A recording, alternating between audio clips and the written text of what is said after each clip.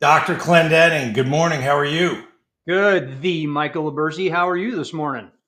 Dude, top of my game. I mean, it's been a little bumpy the last couple weeks, but I bend don't break. That's my philosophy. I'm like a palm tree in a hurricane, baby. Palm You know, tree and a hurricane. I like that one this morning. that's an original. Feel free Yep, to use that. Want to absolutely. be Plagiarize the heck out of it.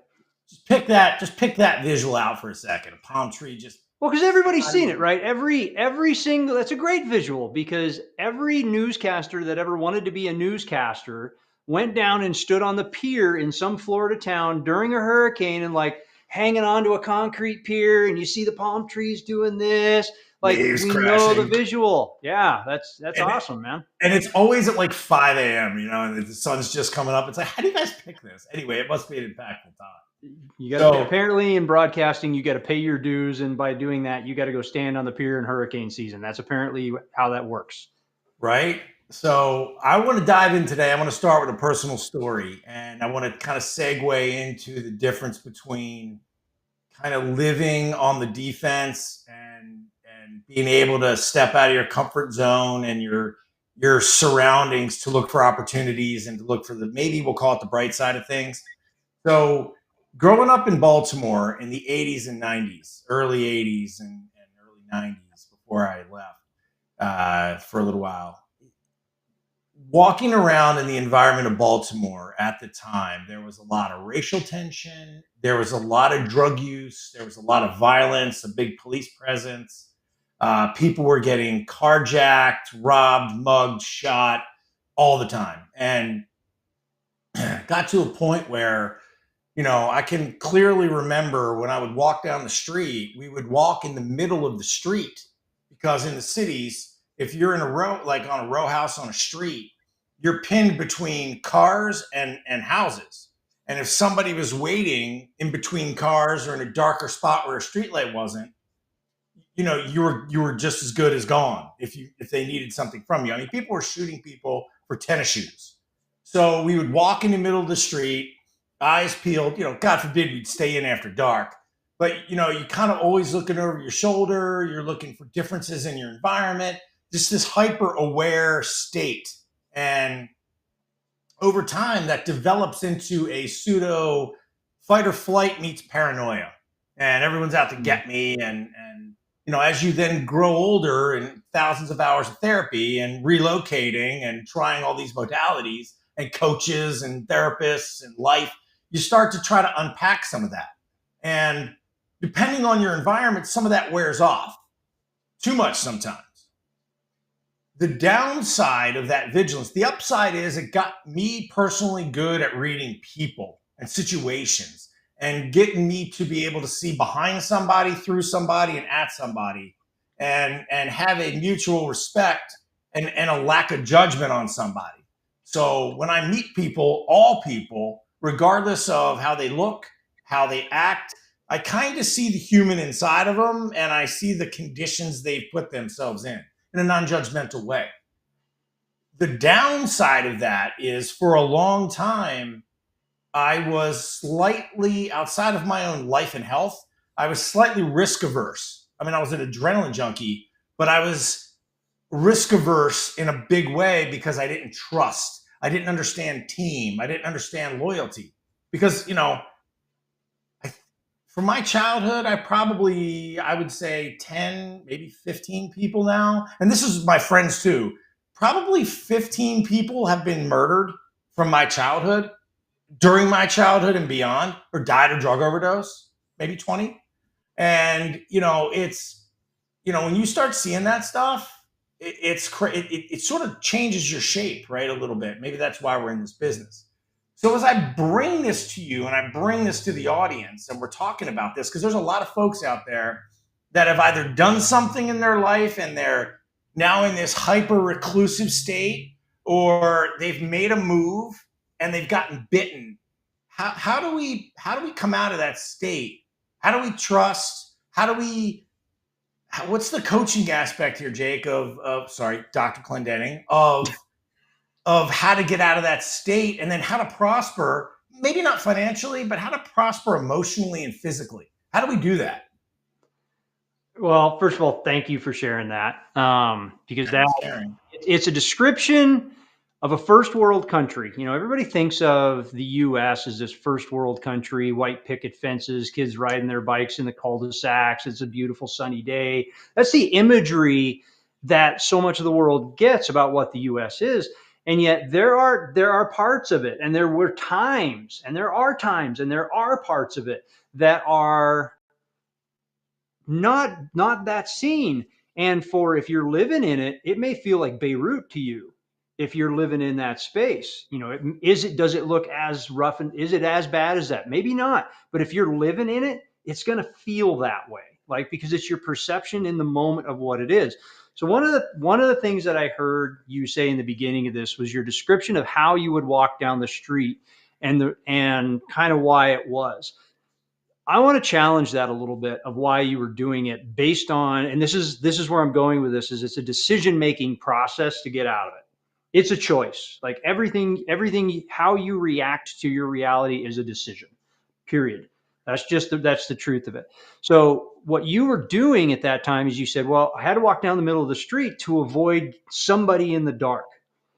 And then you proceeded to say, well, I've developed this talent for really seeing people, who they are, what they're intending to do. What you were really doing at that time, so that's what you were doing. You were putting yourself in the middle of the street to put yourself in a position to be able to evaluate the situation. You were giving yourself room. You were giving yourself a cushion. You were putting yourself in the street light to be able to give yourself that cushion to go, okay, if somebody steps out, I have time. I have time to evaluate the situation and decide, is this dangerous really? Or what are they really looking for? What do they need? Versus if you were on that small cramped section between the car and the house and somebody stepped out, you're going to have to go with instinct, fight or flight. Like, it has to happen quickly. So you were buying yourself time to evaluate who the people were. That was a decision.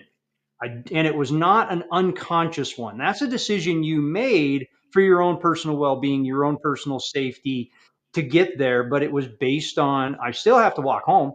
I can't just stay where I'm at. I got to get there. So, how am I going to do it in the best way for me? So, I use that as the analogy because it's a really good one, by the way, of where, how do you get out of this? How do you get out of this? Because we grew up rough and tumble, like we just did. Both of us did. You grew up, obviously much more in town, in city. I grew up, way not in town, so I had different dangers and things that we deal with. But we have to make those calls. The same is true right now, right? Today, we all have decisions to make. We have choices to make. I could make the decision for whatever reason that I want to. I could go downstairs and I could park my butt somewhere, and I could doom scroll through social media and get absolutely nothing done today. I can make that decision. I can also make the decision to work on recordings, work on website auditing, work on book editing, work on these different things, because I know that decision pushes me forward. Are they the things I want to do today? No, there's a third set of decisions that I could make, and it is neither one of those. It is go outside and goof off, go fish, go chase things, go hike, go drive somewhere, look at leaves. There's tons of things I could do to blow either one of those off. Each one's a decision. Each one is a choice, and we have to make them every single day. What's best for me? Mike makes the decision every day to spend like an unbelievable amount of hours in the gym, and he's always moving. It's not that he's in the gym working out clients and standing there looking at his phone. Like, Mike's moving all day long, constantly moving, constantly lifting, constantly doing things, constantly working on his health, because part of his coaching business is living the lifestyle he is also coaching and training. That is a big piece of that. If he showed up as it is a horrible way to say this, but if he showed up as a 300 pounder, not a linebacker, but just, and told you, hey, the best thing for your health is to do A, B, and C, credibility goes down. So that's where we start moving into this trust piece. Trust is a different set of rules. And I know I'm kind of rambling like usual, and Michael will interrupt me when he wants to, but It's good trust stuff. is a different set of rules with this one. And there is, I don't know who said it. I don't remember the quote, or who actually said this. I should look it up. But the quote is, in order to have someone trust us, we must first trust them. Right? In order for someone to trust us, we must first trust them. That is an active decision. They don't have to prove anything to me that makes me want to trust them. In order for me to earn their trust, I have to take them a little bit at face value. Now, that trust earned can be earned easily. Trust lost can be earned really quickly. Once lost, it's almost impossible to regain. So that, that's a short dissertation around trust in that, but that's, again, let's go back to the street where Mike's walking down the middle of the street. He gave himself an opportunity. He stood in the middle, he walked down the middle of the street with the street lights, feeling a little bit safer. He gave himself the opportunity to trust somebody else. He put himself in that position. There was enough, quote unquote, safety that it gave him the opportunity to trust versus just going instinctive, which is fight or flight. Right. And 98% of the time, for those people out there that want to be a hero, when you are faced with that kind of situation, assuming someone doesn't have a firearm, that's for a different episode, because that's no peach. I've had that happen to me several times. But Not a peach. the idea is, the idea to be being in the middle of the street is an exit strategy, not an engagement strategy. Or you engage to exit. You have to rise above and have that 30,000 foot view going, okay, whether I tussle with somebody or more than one person, sure, I could come out like an old school action movie, and I'll date myself here, but like a Steven Seagal or a Van Damme or whoever that new guy is, Sean Atkinson, like, guy's awesome. Beating three people up and then kind of putting your jacket back on and walking away. That doesn't really happen. What happens is you just kind of jump over a car, sprint away, get to a lit area, dodge and move. It's not this glamorous thing, because you have to do something the next day. You can't be disengaged from getting into some sort of tussle with somebody who you have no idea what state of mind they're on and what they're on at the time that's driving, and what their needs are, right? Because their wants and your needs have to match. I need to do something else later in the day. I need to be able to be functional tomorrow. So I want to get the hell out of here. This person is saying, I want what you have, or maybe I just want to inflict harm on you, for these people in certain cases. And there's a delicate balance, right? And when you say trust, there's that gut instinct. And over time, I have, and through a lot of just discord between different therapists, coaches, people, lessons, time, age, said, okay, there's a throttle that I can scale back, but don't sleep on it. Every time I over trust, like in a business environment, and this being our relationship being in the minority, there's always an angle. And there's always somebody's going to do something, evidently, whether it's involuntary or voluntary, that creates discord, creates a back and forth of mistrust a little bit. And I feel like that's where communication clarity comes in. And that piece that I talked about earlier, where someone needs to step back and go, hey, man, somebody's only human. What's their track record with me like? What's going on? And if I've noticed a behavior, let's use you and I, for example. If you notice a behavior in me and you always say, hey, man, what's going on? But this is what I'm seeing. And that's enough for me to go, ooh, that's not my intention. Let me make sure Jake is secure here and understands this is what's going on with me. It's a vulnerability on my side, but and you're smart enough and you're mature enough and you're worldly enough to go, yep, he's human. Yep, it happens.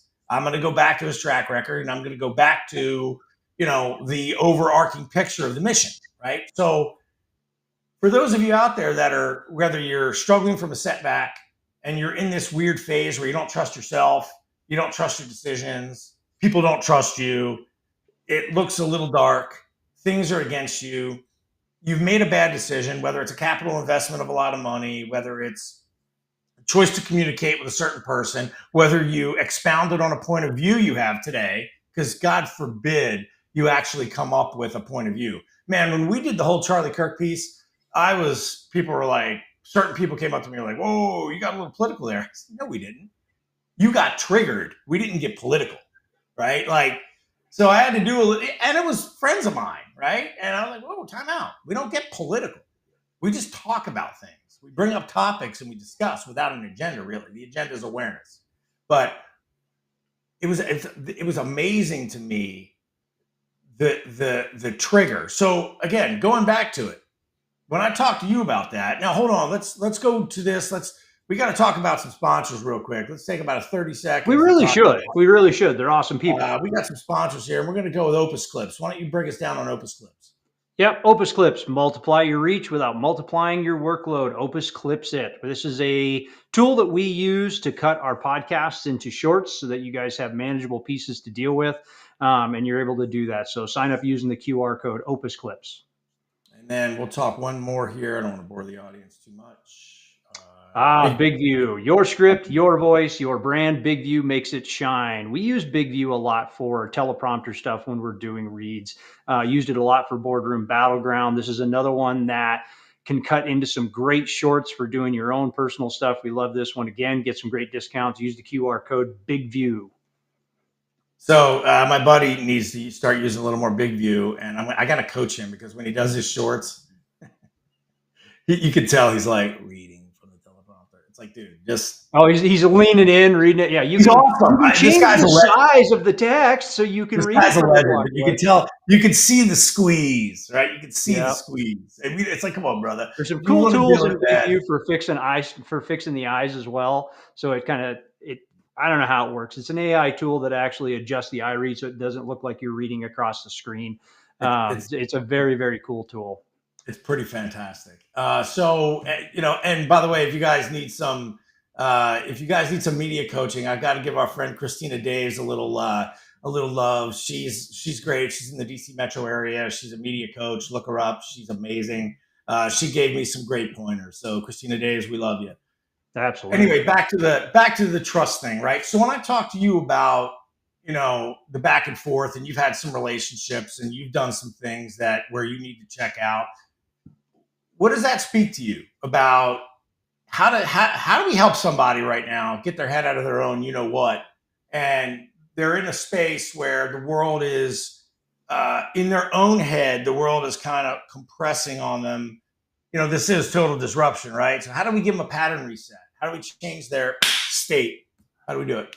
You nailed it. It's pattern reset. It's 100% true. So Mike's known me long enough to know where I'm going with this. So yeah, it's 100% pattern reset. How do you do that? Well, we've got to use something in modalities. Mike talked about this earlier. So there's 5 primary learning modalities. I'm going to go a little neuroscience on you real quick. There's 5 primary learning modalities. The acronym is VAKOG, VAKOG. And it's visual, auditory, kinesthetic, olfactory, and gustatory. Primarily, we use the first 3. Those are our primary ones that we use all the time. We're either visual, we're auditory, or we're kinesthetic, right? Mike is a very auditory person. He is, and you can tell because he's big into music. He listens to podcasts. He's listening a lot. He's a highly auditory, secondary kinesthetic, not as much visual. I am highly visual, secondary kinesthetic. So sometimes when we communicate, we have to change the way that we communicate so we do communicate. Because even though we're both talking English, it's going to sound like different language. So How do we do the reset? We use one of the other 2. My favorite is olfactory, sense of smell. This is going to sound really stupid to a lot of people. You're going to be like, that doesn't work. Really, doesn't it? Anybody here smell fried chicken? I just watched Mike do it. If I ask you, here's the way your brain works. Your brain is a simple machine. It is unbelievably complicated, but it works in simple factors. If I ask you, do you smell pizza? What does the bread smell like? Your brain has to stop everything else it's doing and try to unpack that every single time because it's a primary learning modality. If I ask you the question, can you smell fried chicken? Your brain's going to try. And it's going to shut everything else off. This is a simple way to give you a state reset, right? And then, so does that just do it and you go back to doing what you're doing? No, there's more to it. So we do the state reset, something like that. You will see, I'm going to date myself here. There used to be, once upon a time, when everybody was a smoker and everybody was trying to quit smoking. I don't even have one up here. When we came up with the little purple bands, there used to just be a rubber band. Anytime you felt the urge to have a cigarette, you snapped the rubber band and gave yourself a. Mike's like, oh, I remember that era, but it was a state reset. I got a story for that, man. I got a story. Yeah, it's a state reset. And the unfortunate part is it was a pain associator, which was like shock therapy. Yes, did it reset you, but it was negative reinforcement for the behavior versus does the same thing. Now, do you have to actually physically think it through and go, can I smell chicken? Can like popcorn, bread? What's your favorite food? What can you smell? What's a baked good? Do that. And then your reset beyond that is gratitudes. It's gratitudes and affirmations, a couple really, really simple ones. I'll tell you mine. Like I'm open book this way. I'll tell you mine. Mine is I'm happy, I'm healthy, I'm free. I will tell myself those three things. This is much like what Mike does when he talks about his pause. Mike has a state reset he uses consistently, and he intentionally takes a pause. It's almost on his calendar to do it. Now, some of us can't calendar, oh, I need a state reset. Sometimes you're just road raging, just running down the road, just rah! Do a state reset. Shut everything down around you, get quiet. Can I smell chicken? And then reset it. I am happy, I am healthy, I am free. Whatever yours is. That's the simple, it ain't easy. That's the simple one, right? That's the embrace the suck piece of that's the simple one as a state reset. And that's what you can Let me tell you about use, state reset. Sometimes I have to state reset every 30 seconds. And totally. Depending on sleep, food, mood, tired, energy, circumstances. If I got 16 problems dropped on me, man, every 3 minutes, sometimes I find myself drifting into this sort of consumption mode of anger or bitterness or insecurity. Man, I've got to snap it. Sometimes it's walking because sometimes you just can't be. Every second you stand still, some days, it all catches up to you. And if you just keep moving, sometimes I realize it's not productive, but in the macro, it's very productive. I'll give you another one. I've got another doctor friend of mine, and there's a ton of research, and this is a whole nother episode around grounding. So it used to be there for a good while, and there's in still some circles it's called earthing, but now the Western medical community is coming around, and they're calling it grounding due to electrical conductivity. So basically, what you do is you go outside, take shoes off, stand in the grass, stand in the dirt, and stand there quietly. Standing in the dirt, and the research is epically cool of what it does for you physiologically, what it does for your blood flow, and how it changes the viscosity and how platelets line up, and it's all actual physical electrical energy. It's incredible what it's doing. Stop in that moment, close your eyes, and try to hear everything you can hear. Pick out every sound you can possibly hear and identify it. You're using a very specific modality here, and you're trying to focus on, I hear this car, it's going from here to here. I can hear this bird over here. I can hear that dog over there. And you're unpacking. What you're doing is you are rewiring your brain in that moment to put aside all the rage stuff that was just going on, whatever, or bummer, or whatever feeling you didn't want, to a reset. And then you reset to where you want to go. So that's been a really, really good one that Western medicine is starting to adapt lately. Yeah. And again, people, it's not a one-hit wonder, right? This isn't Tylenol. It's not a one and done. This is a subset of what's called the work, right? And no, and as a matter of fact, let's go back real quick to the Olfactory. So I think I might butcher his last name, Jordan Belfort, The Wolf of Wall Street. Yep. Cool book, audio. I recommend it on audio. His whole premise is olfactory. He calls it, I think, boom boom. Yep. It's a sort of if you picture a chapstick style delivery mechanism, you unscrew it, and it's kind of like almost like not to be graphic, but it looks like a little mini suppository. Yeah, there you go. Jake's holding it up. You pop it off and you sniff it, and it's supposed to just sort of give you this trigger. And before he would do his cold calls or before he would, do whatever Jordan was doing at the time, whether it was pre or post jail, he would, or pre or post his legal troubles. Let me backtrack. I don't know that he actually went to jail. I'm not that deep diving in Jordan. Sorry, Jordan, if I misspoke. Let me recant that statement before Jordan's legal problems. Let me say, and if I'm messing that up too, I apologize again. Anyway, his book is super powerful. And in terms of the olfactory piece, so if somebody wants to do a deep dive, highly recommend Jordan's book. It's well spoken, well written, it moves quick, and it's not overwhelming. So I feel like we covered a lot today, Jake. We got tactical, we got personal. Any parting words for the audience? We've talked about this before, and I'll say it again. Give yourself a little bit of grace. Give yourself, like Mike said this morning, give yourself a little bit of space. Set yourself up in a way that you have the opportunity to evaluate the situation. Typically, like where Mike said, hey, I made a bad investment. This thing happened. It's possible that you weren't in a space to have all the data, make the decision in the appropriate amount of time. Maybe you had to make it quickly. It didn't work out and you don't feel great about it. Well, here's the deal, guys. Give yourself some grace in that, because you're going to fall down. You're going to skin your knee. You're going to bang your elbow. You're going to hit your head.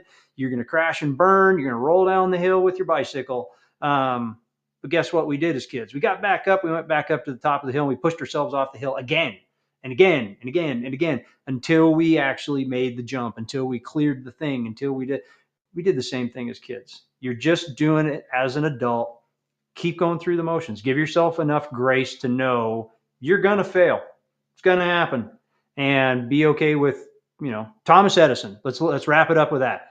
10,000 failures before he created the incandescent light bulb. Wow. We'd all be living in the dark if he'd have quit after 3. There you go, brother. Well, thank goodness. All right, everybody, listen, check us out on our social media channels. Leave a review on our podcast, please. We love you. For Dr. J. Clendenning, I'm the Michael LaBurse. Now it's your turn to disrupt.